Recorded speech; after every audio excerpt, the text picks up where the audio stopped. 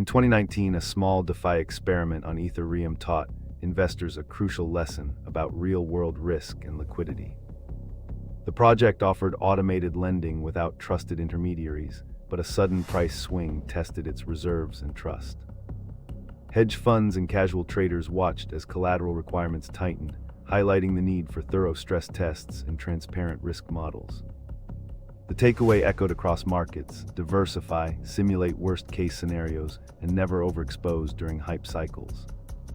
That real-world hiccup reshaped many strategies, pushing researchers to demand better audits and clearer governance before doubling down on DeFi bets.